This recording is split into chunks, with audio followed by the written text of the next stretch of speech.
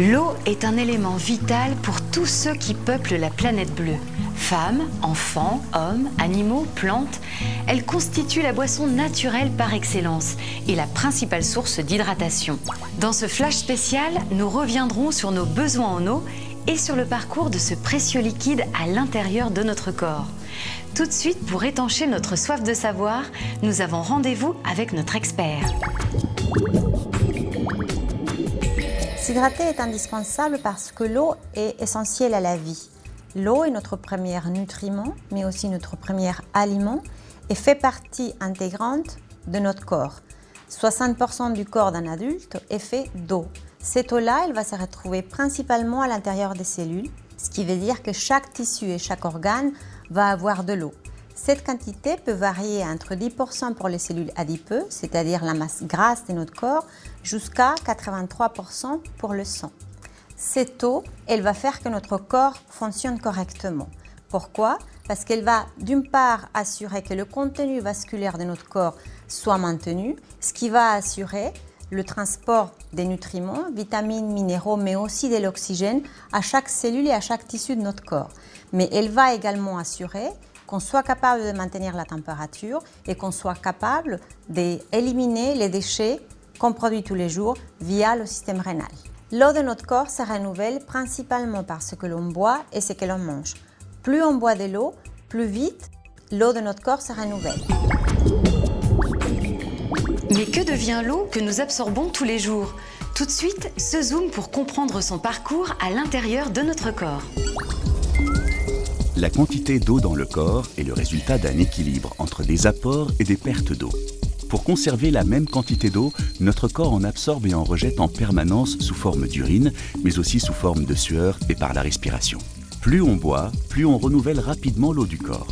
Lorsque l'on boit 2 litres d'eau par jour, 99% de l'eau de notre corps est renouvelée en 50 jours. Chaque molécule d'eau reste en moyenne 10 jours dans le corps. L'eau atteint les cellules du corps quelques minutes après avoir été bue. Quand nous avalons de l'eau, elle descend en quelques secondes dans l'œsophage et arrive dans l'estomac. Elle y séjourne au maximum une dizaine de minutes et passe dans l'intestin grêle. L'eau traverse ensuite la paroi de l'intestin grêle pour aller dans le sang. Le sang distribue cette eau à l'ensemble de nos organes.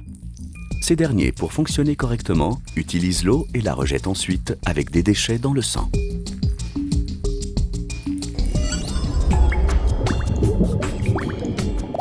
Que l'on soit un homme ou une femme, doit-on boire un peu, beaucoup, passionnément? Bref, quels sont nos besoins quotidiens en eau? Professeur Marc Fantino, bonjour. Vous êtes médecin nutritionniste. Quelle proportion d'eau retrouve-t-on dans notre corps? L'eau est le premier constituant de l'organisme puisqu'elle représente environ 60 à 65% du poids du corps.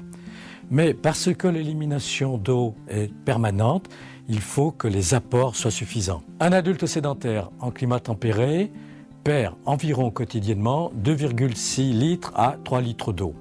L'Autorité européenne de sécurité des aliments estime que les besoins quotidiens d'eau s'élèvent à environ 2,6 litres pour les hommes et 2 litres pour les femmes.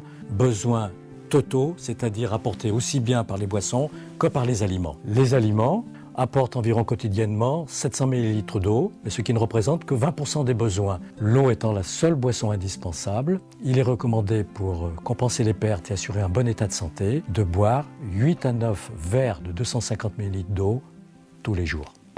Voilà, le Flash Info spécial hydratation c'est terminé, mais je ne vous quitterai pas avant de vous rappeler que chaque jour, il faut boire régulièrement. Quel que soit votre âge, votre sexe, votre condition physique, ou que vous soyez à la maison ou au travail, pendant vos loisirs ou vos activités sportives, l'hydratation est essentielle. Et c'est encore plus vrai quand il fait chaud. Bref, buvez de l'eau en quantité suffisante tout au long de la journée. À bonne hydratation, bonne santé!